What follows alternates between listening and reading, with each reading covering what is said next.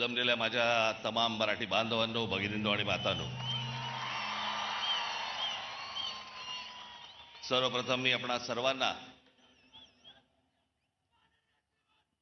गुढीपाडव्याच्या मराठी नववर्षाच्या मी मनपूर्वक शुभेच्छा देतो।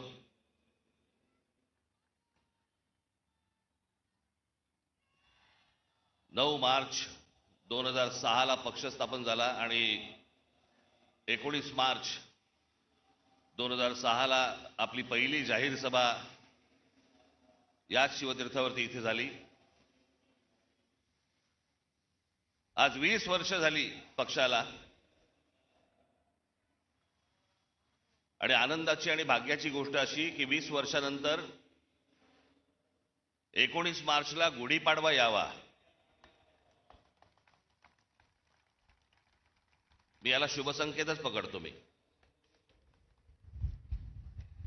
हे सगळे ते निवडणुका आल्या गेल्या, झालं, शिमगे झाले, सगळं झालं। आपण जे उभे आहोत हे लक्षात ठेवा, हे महाराष्ट्रासाठी उभे आहोत। आणि मी जे बोलतोय तुम्हाला आता, हे तुमच्या टाळ्यांसाठी बोलत नाहीये। मी जो तुम्हाला शब्द दिलाय या महाराष्ट्राचं गतवैभव प्राप्त करण्यासाठी, म्हणून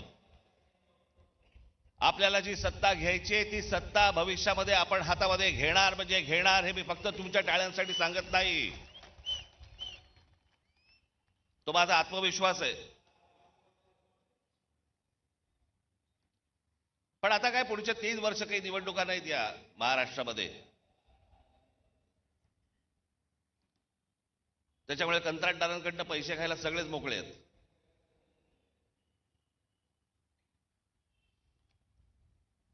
आज देशातही एक धाकधूक सुरू आहे, भीषण परिस्थिती आहे, गॅस मिळत नाहीयेत। नेहमी नॉर्मलला असणारी लोक सध्या गॅसवर आहेत।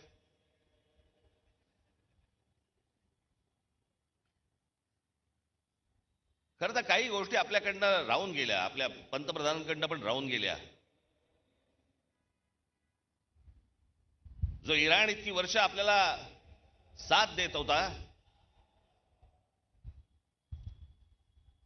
त्या इराणवरती ज्या प्रकारचे हल्ले होत आहेत आज, आपण इराणला साथ द्यायला पाहिजे होती।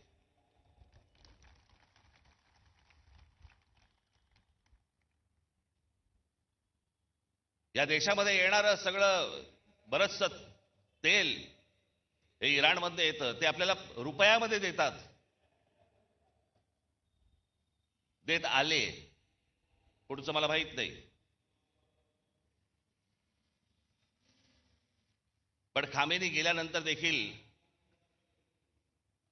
आपल्या देशाच्या पंतप्रधानांनी कुठचंही निषेधाचं एक स्टेटमेंटही काढलं नाही, हल्ल्यावरती कुठचं स्टेटमेंट काढलं नाही। जो देश आजपर्यंत जम्मू काश्मीरच्या प्रश्नावरती देखील आपल्याला पाठिंबा देत आला, भारताला पाठिंबा देत आला, त्याच्या मागे आपण आज अडचणीच्या काळामध्ये उभे राहिलो नाही, याचा त्रास निश्चित भविष्यात होणार आपल्याला।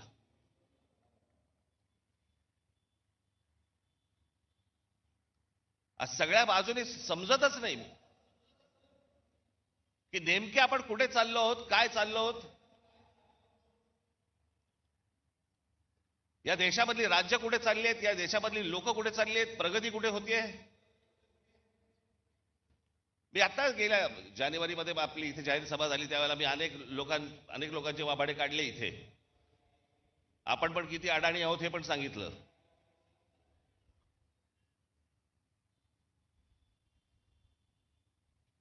हे जे मी तुम्हाला सांगतो हे लक्षात ठेवत जाय, विसरत जाऊ नका।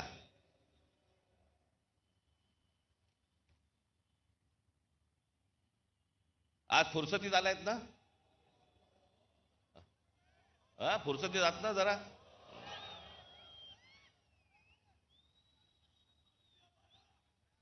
काय उद्या 12 वाजे मी एकट्याने भाषण करत बसायचं, तुला काय बसून ऐकायला।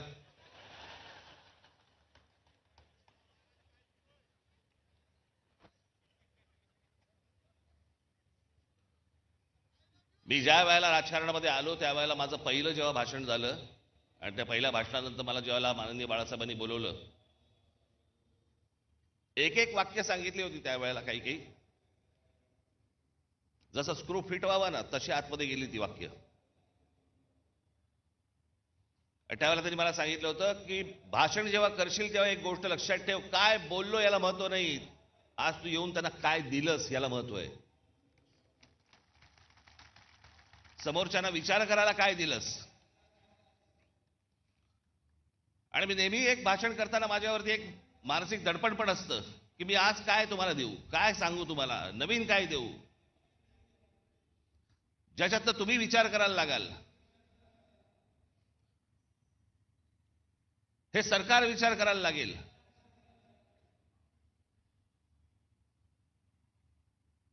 पण आज तुम्हाला सगळ्यांना, देशालाच अख्ख्या करमणुकीमध्ये गुंतवून ठेवले. करमणुकीमध्ये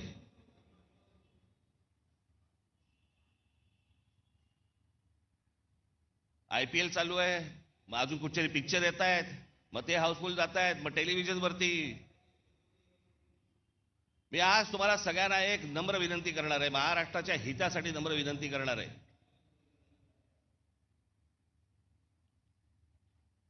पहिल्यांदा त्या मोबाईल फोनच्या इंस्टाग्राम मधनं बाहेर या.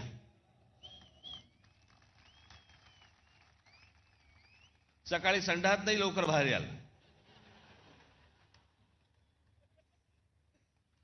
मध्यंतरी ते आमचे ते काय ते रील बाज वगैरे सगळे आले होते, मी माझ्याकडे नव्हतं ते मोबाईलवरती, ते टाकलं, ते गुंतायला होतं त्याच्यात.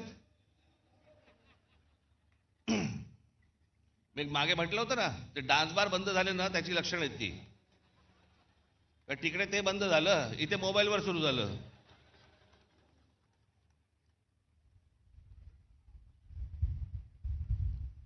हे मी तुम्हाला का सांगतोय, कारण तुम्हाला गुंतवून ठेवले आतमध्ये.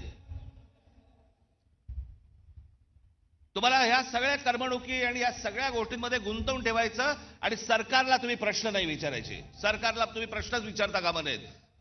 तुम्ही इतके अडकून आतमध्ये गेले पाहिजेत की त्या गोष्टींचा विचारही तुम्ही मनामध्ये आणता कामा नये. याच्यासाठीच हे डिझाईन आहे.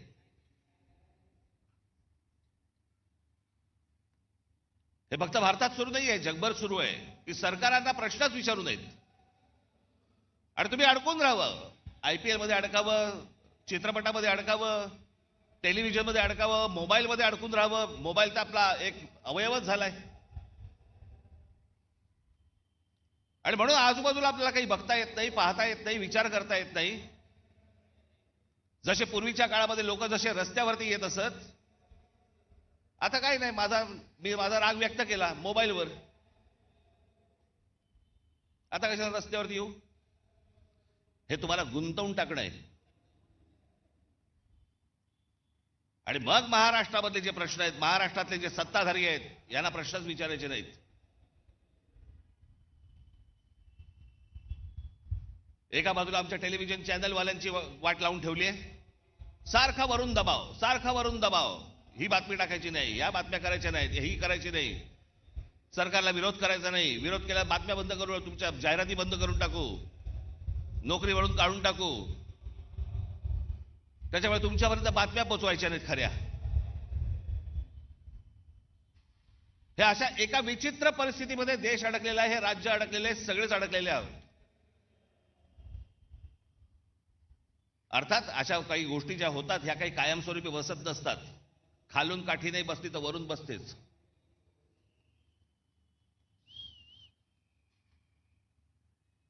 पण ह्या सतत गोष्टी मी तुम्हाला सतत का सांगतोय, ह्या डोक्यात ठेवल्या पाहिजेत तुम्ही.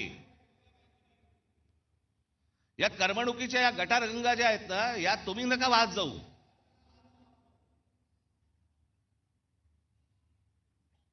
उद्या काय आपल्या आजूबाजूचं निघून गेलंय ना, कळणार पण नाही, थांग पत्ता पण लागणार नाही तुम्हाला. कारण आम्ही अडकले मोबाईलमध्ये.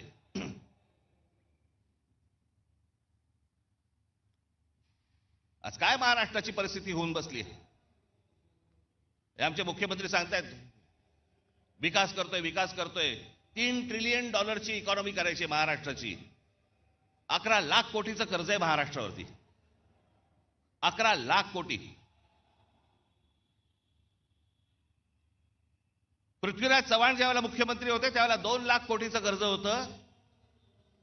त्याच्यानंतर हे 2014 ते 2026 मध्ये हे सगळं कर्ज 11 लाख कोटीवरती गेलं.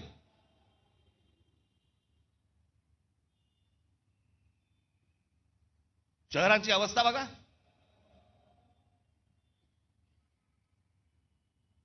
पिझ्झा मागवला तर 10 मिनिटात येतो, पण तुम्हाला 10 मिनिटात कुठे जाता येत नाही. सगळीकडे ट्रॅफिक जॅम, फुटपाथ भरलेले.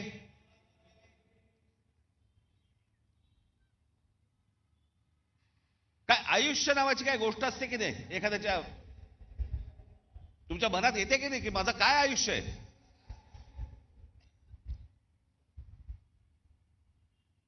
आज हे ब्रिटिशांच्या काळामध्ये त्यावेळेला हे मैदान उभं राहिलं म्हणून आज हे मैदान आहे. नाही तर अशी मैदानं कुठे आहेत मला जरा सांगा. जी जी मैदानं उभी राहिली आहेत ते त्या त्या काळात उभी राहिलेली आहेत.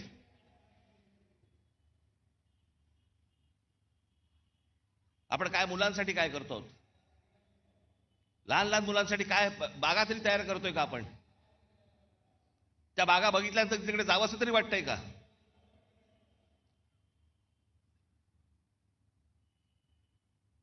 आज शहराची आज संपूर्णपणे शहर अख्खी कोलमडून पडलेली आहेत.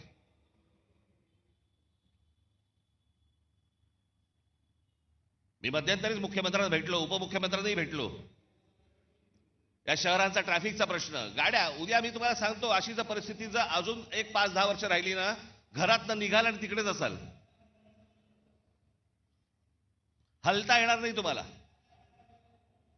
सगळंच गमावून बसतोय आपण, सगळं आपल्या हातातनं गमावून बसतोय.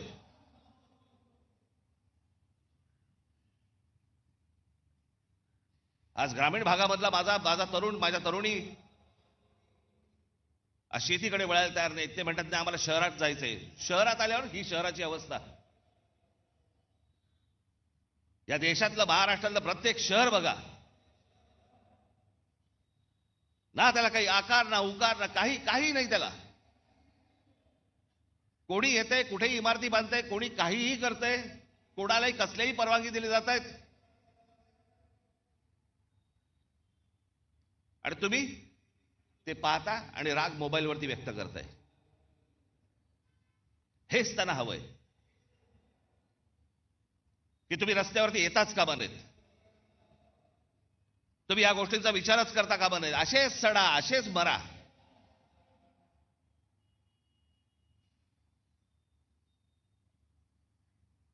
तीन वेळा आजपर्यंत कर्जमाफी झाली शेतकऱ्यांची, 3 वेळा. पण या देशामध्ये सर्वाधिक शेतकरी आत्महत्येचा आकडा महाराष्ट्रात आहे. दररोज आत्महत्या होत आहेत, रोज शेतकरी आत्महत्या करतायत. कोणाला काही पडलेलं नाहीये.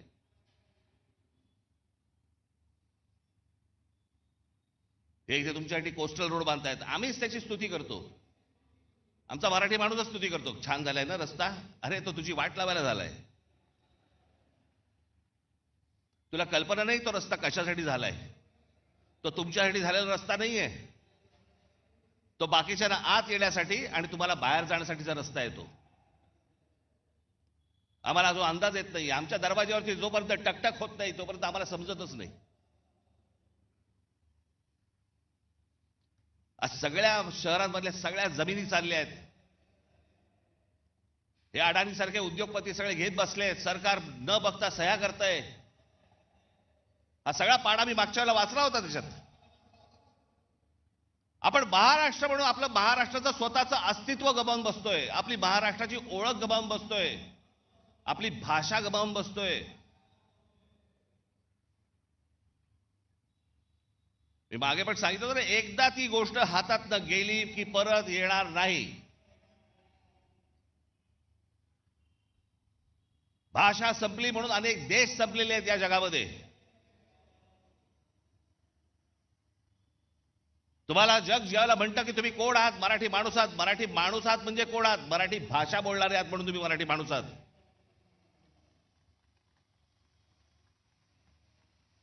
मी काय काय व्हिडिओज बघतो, अनेक लोक काही भांडण चालू असतात, मारामारी चालू असतात आणि आपलेच मराठी हिंदीमध्ये बोलत असतात.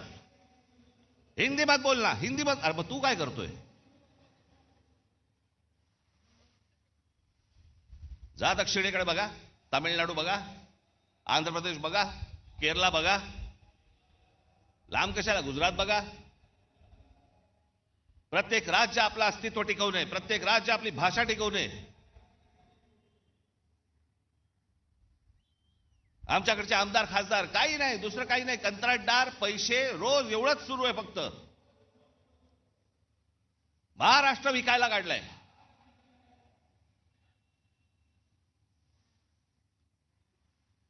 आज मुख्यमंत्र्यांकडे गृह खातं आहे. संपूर्ण महाराष्ट्रभर सगळ्या ठिकाणी ड्रग्ज विकले जात आहेत. शाळांमध्ये ड्रग्ज जात आहेत, कॉलेजमध्ये ड्रग्ज जात आहेत. तरुण तरुणी सगळे व्यसनाधीन होत आहेत ड्रग्सच्या आहारी लागून. काय करणार आहोत काय महाराष्ट्राचा? पण ग्रामीण भागामध्ये प्रगती होत नाही. ग्रामीण भागातली माझी मुलं मुली आज इथे शहरामध्ये येतात, शहरं बकाला पडलेली आहेत, शहरामध्ये ड्रग्ज मिळत आहेत, लहान लहान मुली आणि लहान लहान मुलं पळवली जात आहेत. माझ्याकडे तर एक आकडा आहे,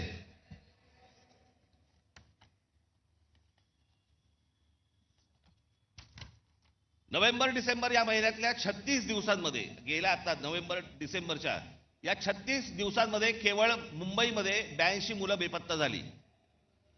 जानेवारी ते नोव्हेंबर 2025 या कालावधीत महाराष्ट्रातील नवी मुंबई शहरात तब्बल 499 मुलांच्या अपहरणाच्या घटना नोंदवण्यात आल्या. त्यातली 41 मुले अद्याप बेपत्ता आहेत. 458 पोलिसांनी, आमचे पोलीस, मुंबईचे पोलीस, महाराष्ट्राचे पोलीस हे सक्षम आहेत. म्हणून त्या आई वडिलांना त्यांची मुलं मिळाली. एनसीआरबीच्या आकडेवारीनुसार महाराष्ट्रात दरवर्षी, हे मी तुम्हाला विधानसभेतलं सांगतोय आकडे, विधानसभेमध्ये आत्ता मुख्यमंत्र्यांनी त्यांच्या भाषणामध्ये सांगितलेले आकडे सांगतोय तुम्हाला. एनसीआरबीच्या आकडेवारीनुसार महाराष्ट्रात दरवर्षी साधारण 4,500 ते 5,500 मुले बेपत्ता होतात. काय होत असेल त्यांच्या आई वडिलांना? 4,500 ते 5,500 मुलं बेपत्ता होता. हा महाराष्ट्र, असा होता महाराष्ट्र.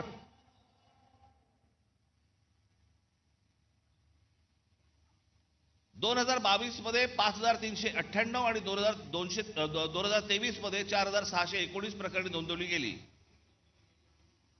या प्रकरणांमध्ये मुलींचे प्रमाण अधिक दिसते. मुंबई हे सर्वाधिक प्रभावित शहर असून येथे दरवर्षी सुमारे 2,000 पेक्षा जास्त मुले बेपत्ता होतात. मुख्यमंत्री देवेंद्र फडणवीस यांनी फेब्रुवारी महिन्यात विधानसभेत दिलेल्या आकडेवारीनुसार. हे कोणती शहर म्हणायची हो? कोणतं राज्य म्हणायचं?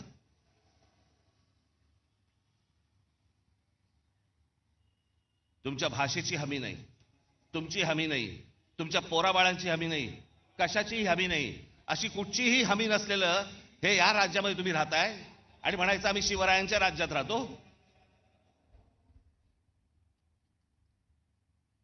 हवे होते असते, विधानसभेत जाऊन कापून काढले असते.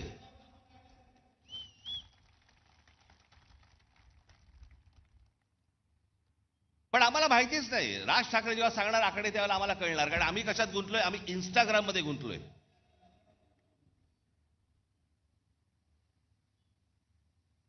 आम्हाला कशाची पडलीच नाहीये. आम्ही आमची संपूर्णपणे ओळख विसरून गेलेलो आहोत.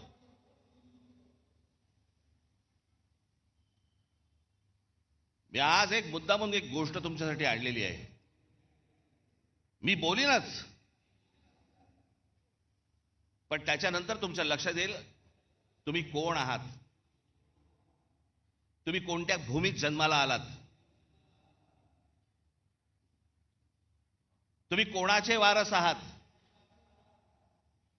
मी नेहमी सांगतो ना, हा महाराष्ट्र दरवेळेला देशाला दिशा दाखवत आला, या हिंद प्रांताला दिशा दाखवत आला.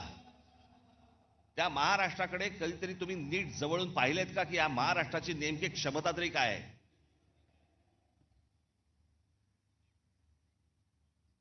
हजारो माणसं आहेत. मी थोडक्यात काही माणसं तुमच्या समोर आणली आहेत. फक्त महाराष्ट्राची तुम्ही फक्त परंपरा, महाराष्ट्राचा फक्त इतिहास फक्त तुम्ही फक्त बघून घ्या. मी फक्त तुमच्यासमोर नावं वाचणार आहे. ही नावं माझं भाषण संपल्यानंतर तुम्ही कदाचित त्या युट्यूबवर जा. मुद्दामून सांगतो, युट्यूब बघा, कारण त्याच्यावरती चांगली माहिती असते, त्याच्यावरती चांगल्या डॉक्युमेंटरीज असतात, जगाची माहिती मिळते. इंस्टाग्राम नको. मी तुम्हाला आता फक्त काही माणसं तुम्हाला समोर वाचून दाखवणार आहेत जे आपण विसरलेलो आहोत. आपल्या महाराष्ट्राची ताकद आपण विसरलेलो आहोत. हा महाराष्ट्र असा का? या महाराष्ट्रामध्ये, या बाहेरच्या प्रांतांमधून लोक इथे का येतात? या महाराष्ट्रामध्ये ही महाराष्ट्राची भूमी ही कोणी मशागत केली? हा सुसंस्कृत महाराष्ट्र घडला कसा? मला असं वाटतं ही फक्त नावं तुमच्यासमोर मी पटापटा पटापटा वाचतो, तुमच्या अंदाज लक्षात येईल की आपण कोण आहोत ते. पहिली संत परंपरा दिसतंय का तुम्हाला? संत ज्ञानेश्वर, संत तुकाराम, समर्थ रामदास, संत जनाबाई, संत नामदेव, संत एकनाथ. इतिहास आमच्या जिजाऊ साहेब. या देशामधली पहिली बंडखोर स्त्री, पहिली बंडखोर स्त्री, ज्या स्त्रीने, ज्या आईने स्वतःच्या वडिलांना विचारलं होतं की दुसऱ्यांकडे कशाला चाकरी करता. स्वतःच्या नवऱ्याला विचारलं, स्वतःचं राज्य निर्माण करा, दुसऱ्याकडे कशाला जाता. आणि मग एक सूर्य जन्माला दिला. आणि स्वराज्य काय असतं हे त्या मातेने त्या पुत्राकडनं घडवून घेतलं. ती बंडखोर स्त्री या महाराष्ट्रात जन्माला आली. छत्रपती शिवाजी महाराज. दुसऱ्यांचं नाही, माझं स्वतःचं राज्य पाहिजे, तो स्वराज्य हा शब्द त्यांनी दिला.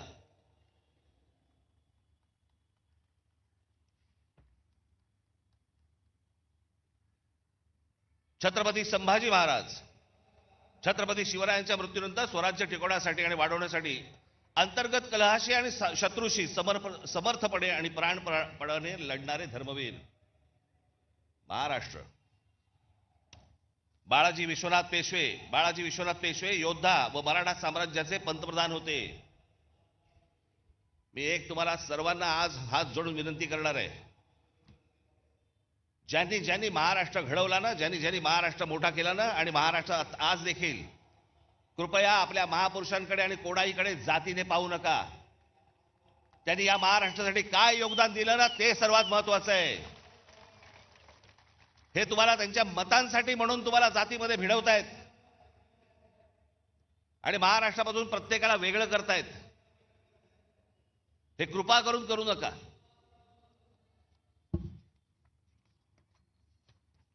पहिले बाजीराव पेशवे छत्रपती शिवाजी महाराजांनंतर मराठी मुलखात तेवढाच आत्मविश्वास आणि स्वराज्यनिष्ठा निर्माण करणारे आणि मराठी साम्राज्याचा विस्तार करणारे. अहिल्याबाई होळकर मराठा साम्राज्य. शिंदे होळकर नागपूरचे भोसले साम्राज्य, मराठा साम्राज्य संपूर्ण हिंद प्रांतावरती वचक ठेवला. गायकवाड हे गुजरातमध्ये. या राज्याच्या जडणघडणीत गायकवाड घराण्याचा मोठा वाटा. Bank of Baroda, Baroda university आणि गुजरातमध्ये अनेक रेल्वे मार्ग त्यांनी सुरू केले.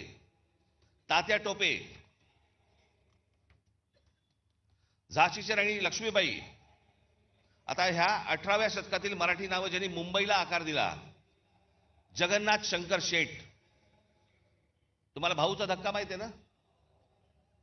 भाऊ लक्ष्मण अजिंक्य एक मराठी माणूस होता, कंत्राटदार होता, त्यांनी भाऊचा धक्का बांधला. सीताराम खंडेराव वैद्य. नाव पण माहिती नसेल तुम्हाला. सीताराम खंडेराव वैद्य म्हणजे कोण? हे जे टाटांचं ताजमहाल हॉटेल उभं आहे ना, या ताजमहाल हॉटेलचे आर्किटेक्ट.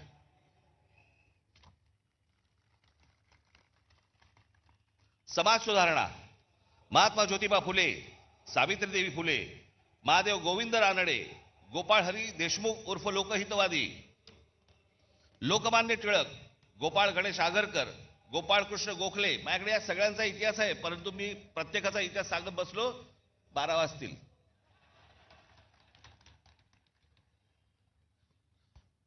गोपाळकृष्ण गोखले, शाहू महाराज, भारतरत्न डॉक्टर बाबासाहेब आंबेडकर, क्रांतिसिंह नाना पाटील, स्वातंत्र्यवीर विनायक दामोदर सावरकर, महर्षी विठ्ठल रामजी शिंदे, संत गाडगेबाबा, भारतरत्न महर्षी धोंडो केशव, म्हणजे ज्यांनी महिलांचं शिक्षण, त्यांचे हक्क, विधवांना परत पुनर्विवाह करण्यासाठी म्हणून ज्यांनी काम केलं ते हे महर्षी धोंडो केशव कर्वे.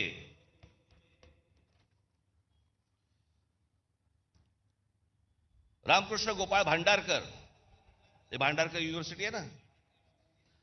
भारतरत्न पांडुरंग वामन काणे, थोर भारतीय प्राच्य विद्या संशोधक, संस्कृत पंडित, धर्मशास्त्राचा इतिहास लिहिला या माणसाने. हे सगळे महाराष्ट्रात जन्माला आले तर.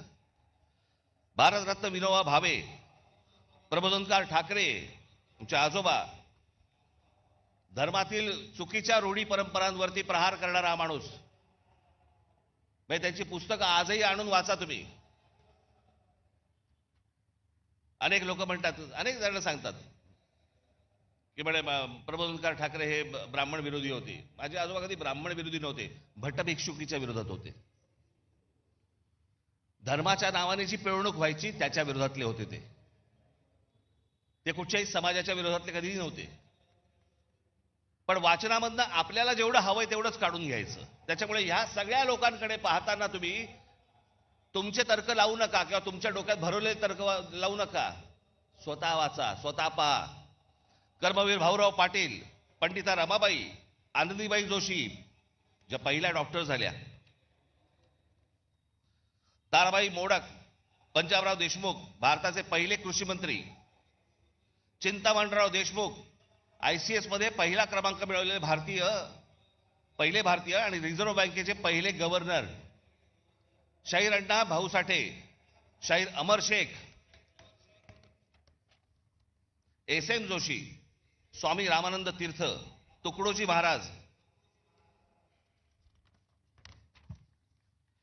भारतरत्न नानाजी देशमुख, हमीद दलवाई, इरावती कर्वे, दुर्गाबाई भागवत, बाबा आमटे, विसपागे म्हणजे ज्यांनी रोजगार हमी योजना महाराष्ट्रामध्ये आणली आणि नंतर ती संपूर्ण देशभर गेली.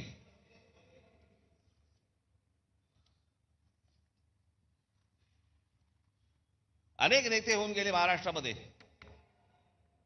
पण एक माणूस, असा माणूस महाराष्ट्रात कशाला देशात नाही झाला, ते म्हणजे माननीय बाळासाहेब ठाकरे.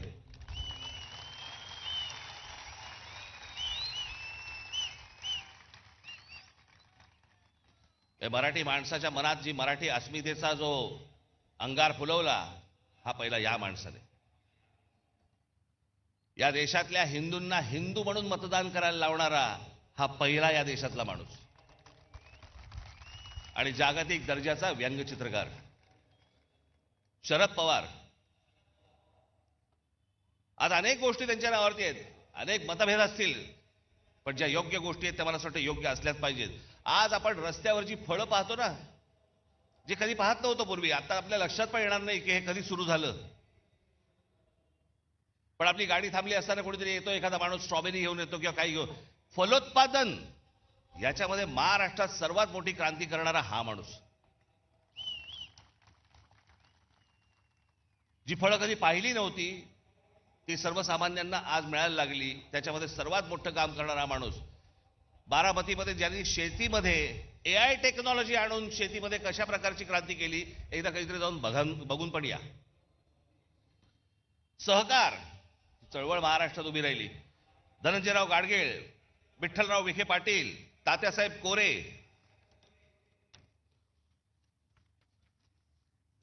आता महाराष्ट्राच्या देशाला राजकारणाचा आकार देणारे भारतीय काँग्रेस, जो काँग्रेस पक्ष आपण म्हणतो, त्या पक्षाची स्थापना महाराष्ट्रात झाली. RSS, या RSSचे 6 सरसंघचालक झाले. या 6 संघचालकांमध्ये 4 मराठी झाले आजपर्यंत, आणि निर्माण करणारा देखील मराठीच. हेडगेवार, श्रीपाद अमृत डांगे ज्यांनी कम्युनिस्ट चळवळ मोठी केली महाराष्ट्र, शेतकरी कामगार पक्षाची स्थापना झाली 1946 साली, स्वातंत्र्याच्या 1 वर्ष अगोदर. कळलं का? ती केली शंकरराव मोरेने आणि केशवराव जेधे आणि नाना पाटील यांनी. तुम्हाला आश्चर्य वाटेल, कांशीराम यांचे आज तुमचा तो कुठचा पक्ष, बहुजन समाज पार्टी. पण ही बहुजन समाज पार्टी नंतर झाली. पहिली जी संघटना स्थापन केली बामसेफ, ती या महाराष्ट्रातल्या पुण्यामध्ये खडकीमध्ये त्यांनी स्थापन केलेली आहे बामसेफ. या सगळ्या गोष्टींची मुळं जर तुम्ही बघितली तर ही सगळी महाराष्ट्र आहेत. इतिहासकार, ज्या इतिहासकारांकडे या देशातले सगळे लोक किंवा बाहेरच्या देशांमधील लोक ज्यांच्याकडे टवकारून बघतात, असे काही इतिहासकार म्हणजे विका राजवाडे, गोविंद सखाराम सरदेसाई, त्र्यंबक शेजवलकर, वासुदेव सीताराम बेंद्रे, बाबासाहेब पुरंदरे, रणजित देसाई, गजाननराव मेहेंदळे. आमचे गजाननराव आत्ताच गेले.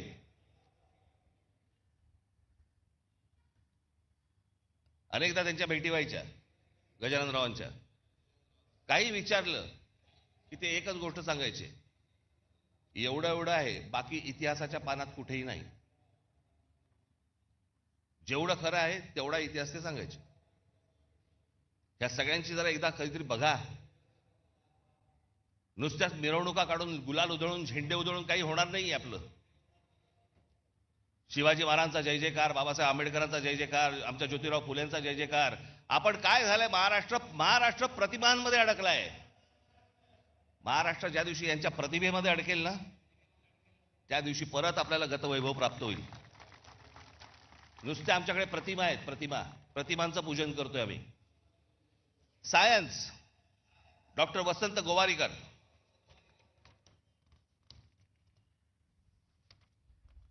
बाकीची पानं कुठे गेली रे?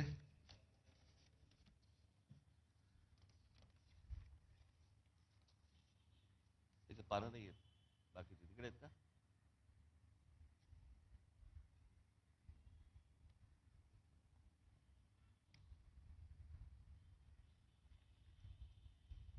इधर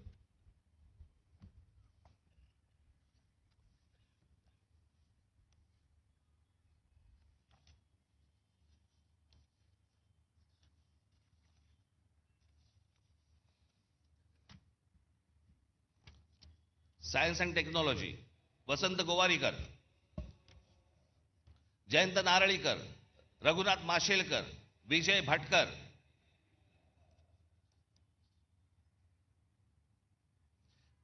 तुम्हाला कदाचित कल्पना नसेल, परंतु एक गोष्ट सांगतो. शिवकर बापूजी तळपदे नावाचे जे गृहस्थ झाले, त्यांनी राईट्स बंधू म्हणजे ज्यांनी विमान उडवली ना, त्याच्याही 8 वर्ष आधी 1895 मध्ये मुंबईच्या गिरगाव चौपाटीवरती मरुत्सका नावाचे मानवविरहित विमान यशस्वीरित्या उडवले. हे घडवणारे महाराष्ट्रात. पत्रकार बाळशास्त्री जांभेकर, नारायण दीनानाथ वेलकर. तुम्ही म्हणाले कोण आहेत नारायण दीनानाथ वेलकर? तुम्ही जर ऐकाल तर तुम्हाला प्रश्न पडेल, हे आपल्यापर्यंत आलं कसं नाही अजूनपर्यंत.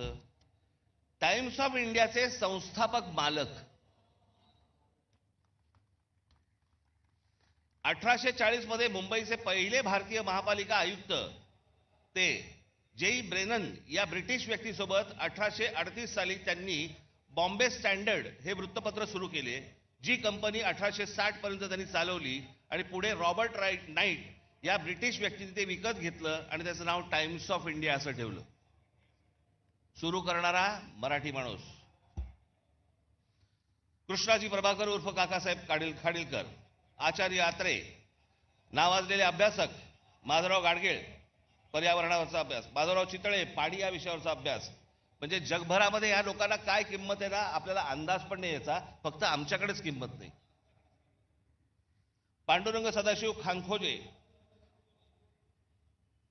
चित्रपट दादासाहेब फाळके. एखादे दे रे मला येत जेवायला यायला.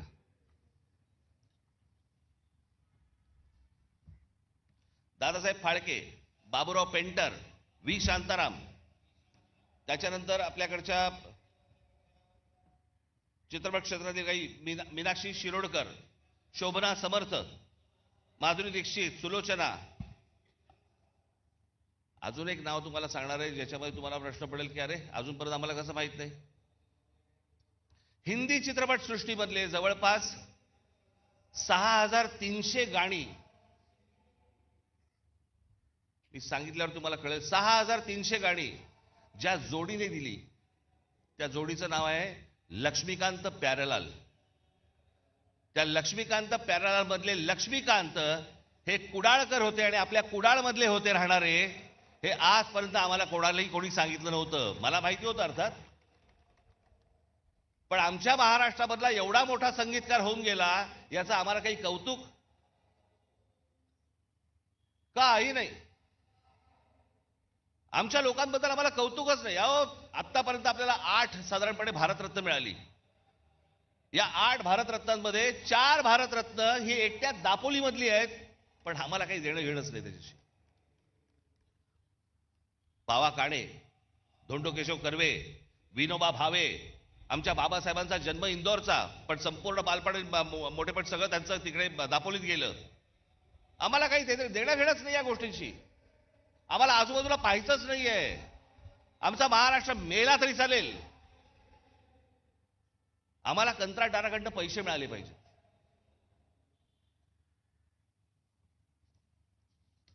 सी रामचंद्र, या महाराष्ट्राचा सगळ्यात मोठा सुपरस्टार दादा कोंडके, ज्यांनी छाप पाडली, या देशावरती छाप पाडली. निळू फुले, नाना पाटेकर, अमोल पालेकर, अशोक सराफ, आशुतोष गोवारीकर, गायक भारतरत्न पंडित भीमसेन जोशी, लता मंगेशकर, आशा भोसले, कुमार गंधर्व, किशोरी अमोणकर, जितेंद्र अभिषेक, चित्रकार दीनानाथ दलाल, वासुदेव गायतोंडे, माधव सातवळेकर.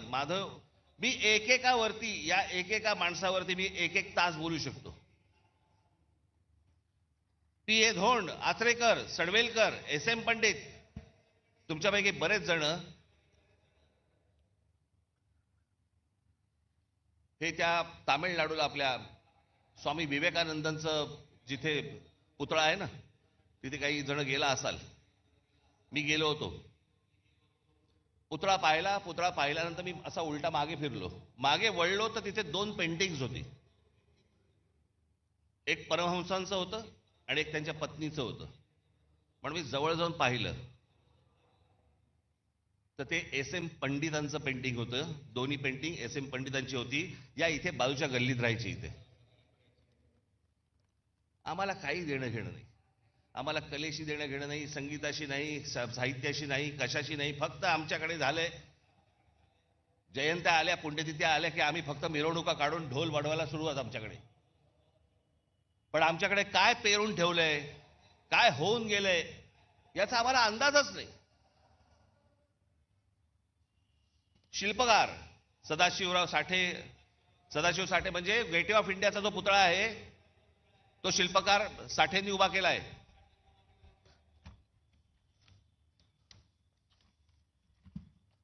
त्याच्यानंतर राम सुतार म्हणजे कोण? ज्यांनी एक मोठा पुतळा बांधला. तो पुतळा चीनमध्ये गेला आणि चीनमध्ये जाऊन त्याचा एक भव्य मोठा पुतळा बांधला गेला. तो सरदार वल्लभभाई पटेलांचा, जो आता गुजरातमध्ये आहे, तो आमच्या राम सुतारांनी उभा केला. आम्हाला काही देणं घेणं नाही. उद्योग शंतनुराव किर्लोस्कर, आबासाहेब गरवारे, रघुनाथराव चितळे, बीजी शिर्के म्हणजे या इमारतींना ज्या विटा वापरल्या जातात ना, सिपोरेक्षा, ते बनवणारे बीजी शिर्के, दाजी काका गाडगीळ, काल निर्णयचे जयंतराव साळगावकर, केसरी पाटील, राजा पाटील, ज्यांनी मराठी माणसाला जग दाखवलं. एच एस केळकर, आम्हाला माहित नाही, फक्त आम्हाला कॉलेज माहिती आहे ठाण्याचं.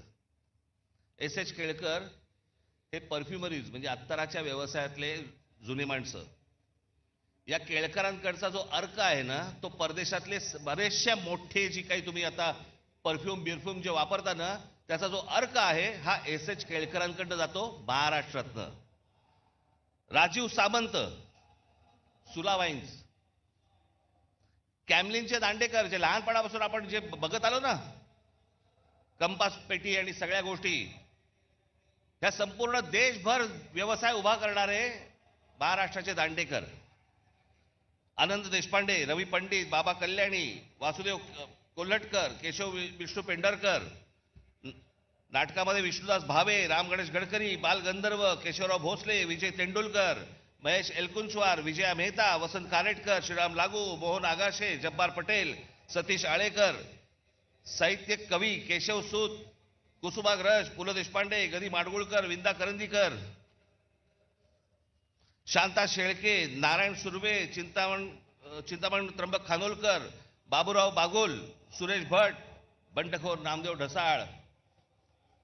क्रीडा दिबा देवधर, मी अगदीच थोडक्यात आणली आहे ही यादी. दिबा देवधर, बापू नाडकर्णी, विजय मांजरेकर, विजय हजारे, सुनील गावस्कर, अजित वाडेकर, दिलीप वेंगसरकर, सचिन तेंडुलकर, प्रवीण ठिपसे, ग्रँड मास्टर बुद्धिबळ, भाग्यश्री ठिपसे, ग्रँड मास्टर बुद्धिबळ, अभिजित कुंटे, ग्रँड मास्टर बुद्धिबळ, खाशाबा जाधव, नावाजलेले अभ्यासक हे झाले मगाशी. एवढं भरभरून आपल्याला महाराष्ट्राला दिलंय, आपल्याला काही याची किंमत, आपण याच्यासाठी काही करतोय, ह्यांच्यासाठी नाही, आपण काही वेगळा विचार करतोय का? महाराष्ट्र कुठे होता? महाराष्ट्र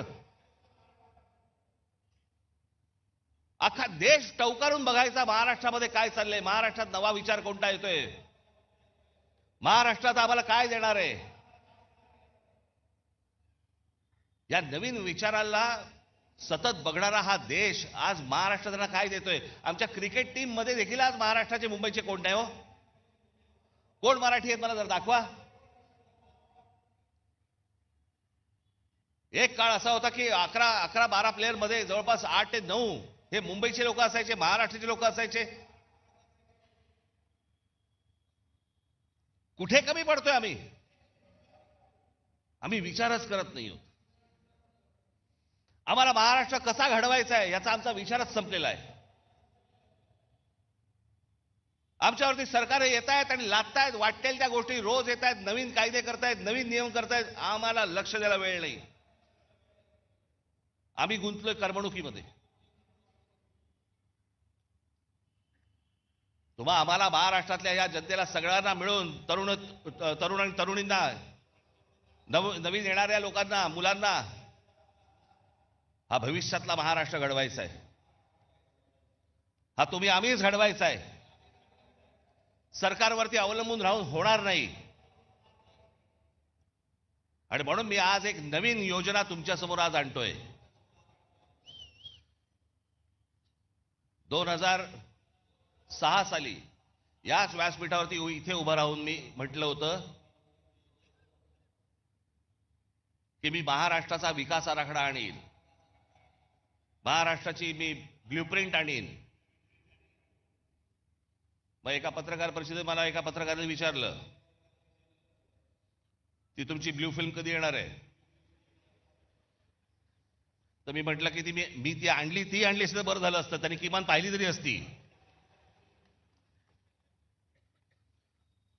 पण त्या 2006 साली मी जेव्हा म्हटलं होतं मी महाराष्ट्राची ब्ल्यूप्रिंट आणीन, महाराष्ट्राचा विकास आराखडा आणीन, 2014ला आणला. 2006 ते 2014 महाराष्ट्रात जिथे जिथे मी गेलो, जिथे जिथे पत्रकार परिषदा झाल्या, सर्वजण कुत्सितपणे मला विचारायचे काय ते ब्ल्यूप्रिंटचं काय झालं, कुठपर्यंत आलं, ते विकास आराखड्याचं काय झालं, कुठपर्यंत आलं. प्रत्येक पत्रकार परिषदेमध्ये असताना, चालू असताना किंवा नंतर हे प्रश्न असायचेच. जेव्हा आणली 2014, आज 2026, या क्षणापर्यंत मला कुठच्या पत्रकारांनी प्रश्न विचारलेला नाही त्या ब्ल्यूप्रिंटमध्ये आहे काय, कारण वाचलीच नाही. त्याला वाचण्यात इंटरेस्ट नव्हता, हिणवण्यात होता. असो, पण तो काळ लोटला गेला. आज जवळपास त्याही गोष्टीला आज 12 वर्ष होऊन गेली. अनेक तज्ञांना त्यावेळेला बरोबर घेतलं होतं, अनेक गोष्टी त्यामध्ये केल्या होत्या. गेल्या 10-12 वर्षामध्ये अनेक, महाराष्ट्रही बदलला, खूप गोष्टी बदलल्या, विचारात महाराष्ट्र बदलला. आणि म्हणून मला असं वाटलं की काय करावं, कारण मी अनेकदा वाचत असतो वर्तमानपत्रांमध्ये, काही लेख येतात, वर्तमानपत्रांमध्ये अनेक चांगल्या सूचना येतात, अनेक काही नवीन गोष्टी निर्माण करण्यासाठी ज्या गोष्टी येतात, आणि मग विचार केला की या सगळ्या गोष्टींसाठी एक कुठेतरी आपल्याला एक प्लॅटफॉर्म उभा करायला लागेल. या महाराष्ट्रामधली लोक, महाराष्ट्राच्या बाहेरची कोणी, की महाराष्ट्रामध्ये नेमकं काय व्हायला पाहिजे, महाराष्ट्रामध्ये नेमकं काय घडलं पाहिजे, महाराष्ट्रात ते नेमकं घडलं ते कसं घडलं पाहिजे, अशा अनेक लोकांकडे अनेक योजना तयार आहेत. परंतु सांगायच्या कोणाला, मांडायच्या कोणाला? सरकार म्हणजे कोण, बोलायचं कोणाशी, मांडल्यानंतर सांगितल्यानंतर ते बघणार कोण आहे, आम्हाला उत्तर कधी मिळणार? आणि म्हणून या सगळ्या गोष्टींचा विचार करून मी एक नवीन वेबसाईट आत्ता महाराष्ट्राला मी आत्ता अर्पण करतोय, की ज्या वेबसाईटवरती तुम्ही येऊन तुमचे विचार, पण विचार जय महाराष्ट्र साहेब, चालणार नाही साहेब, भावी मुख्यमंत्री तुम्हीच, डिलीट, असल्या कुठच्याही गोष्टींना त्या याच्यावरती स्थान नाही. नवा विचार करा, या मोबाईलच्या जोखडातनं बाहेर या, या करमणुकीच्या गटारगंगेतनं बाहेर या. हा तुम्हा आम्हालाच महाराष्ट्र उभा करावा लागेल, हा तुम्हा आम्हालाच महाराष्ट्र वाचवावा लागेल, आणि याच्यासाठीचं म्हणून हे पहिलं पाऊल आहे. म्हणून आज तुमच्या समोर महाराष्ट्र नेक्स्ट, महाराष्ट्र पुढचा मी तुमच्या समोर उभा करतोय. आता दाखवा रे.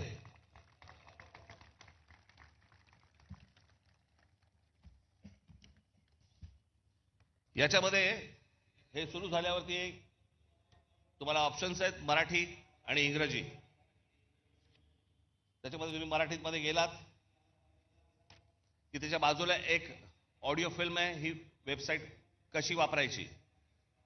त्याच्यामध्ये आपल्या कल्पना नोंदवण्यासाठी म्हणून मी काही खाली विषय दिलेले आहेत, 27 विषय आहेत. ते 27 विषय फक्त मी तुम्हाला वाचून दाखवतो, ज्याच्यामध्ये ज्या ज्या आपल्या स्वतःच्या कल्पना असतील, ज्या काही नवीन आपल्याला निर्माण करायचं असेल ते तुम्ही मांडू शकता. आपण म्हणजे आम्ही तुमच्यामधले आणि सरकारमधले फक्त वाहक असू, आणि सरकारकडनं ही गोष्ट कशी करून घ्यायची जर ती योग्य असेल, कारण हे पहिलं जाणार हे तज्ज्ञांकडे, त्या तज्ज्ञांच्या कमिटीकडनं ज्यावेळेला ते मंजूर होणार त्याच्यानंतर हे सरकारकडे जाणार. त्याच्यामुळे ही 27 तुम्हाला इथे गोष्टी दिलेल्या आहेत. त्याच्यामध्ये शेती, रस्ते आणि पायाभूत सुविधा विकास, आरोग्य सेवा व सार्वजनिक आरोग्य व्यवस्था, जमीन, पायाभूत सुविधा, औद्योगिक वसाहती, व्यवसाय सुलभता, प्रादेशिक औद्योगिक संतुलन व सर्वसमावेशक, शालेय उच्च व तंत्र शिक्षण सुधारणा, आदिवासी विकास, सर्वसमावेशक आणि सशक्त महिला व बाल, रोजगार व रोजगार निर्मिती, आपत्ती व्यवस्थापन आणि आपत्तीपूर्व तयारी, क्षेत्रनिहाय औद्योगिक धोरण, गुंतवणूक प्रोत्साहन व थेट विदेशी गुंतवणूक, स्टार्टअप्स आणि भविष्यवेधी उद्योग, ग्रामीण अर्थव्यवस्था आणि ग्रामीण उद्योग विकास, शहरांचा शाश्वत विकास, क्रीडा व युवा विकास, मराठी भाषा संस्कृती ज्ञान परंपरेचा विकास, पारंपरिक आणि अपारंपरिक ऊर्जा, हवामान बदल, पर्यावरण आणि प्रदूषण, सूक्ष्म लघु व मध्यम उद्योग आणि विकास, औद्योगिक कायदे सुधारणा, शाश्वत हरित व पर्यावरणपूरक औद्योगिक विकास, सिंचन, जलव्यवस्थापन व जलसुरक्षा, समृद्ध, स्वावलंबी आणि शाश्वत ग्राम विकास, पर्यटन विकास, कायदा आणि सुव्यवस्था. याच्यामध्ये तुम्ही आतमध्ये गेल्यानंतर आपली कल्पना इथे पुढे नोंदवायची तुम्हाला येईल.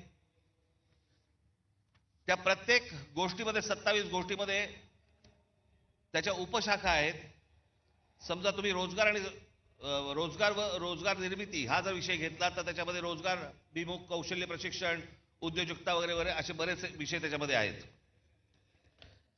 ते झाल्यानंतर पुढे जेव्हा तुम्ही जाल त्याच्यानंतर तुम्ही तुमची कल्पना त्याच्यावरती नोंदवायची, आणि त्याच्या खाली गरज असल्यास तुम्हाला काही फाईल अपडेट करायची असेल, फोटो टाकायचा असेल त्याच्याबरोबर तुमच्या म्हणण्याला, तोही तुम्ही टाकू शकता.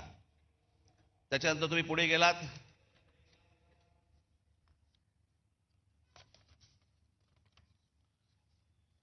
ती फाईल तुम्ही सबमिट केलीत की त्याच्यानंतर तुम्हाला मोबाईल नंबर येईल तुमचा, तो टाकायचा आहे. मोबाईल नंबर आल्यानंतर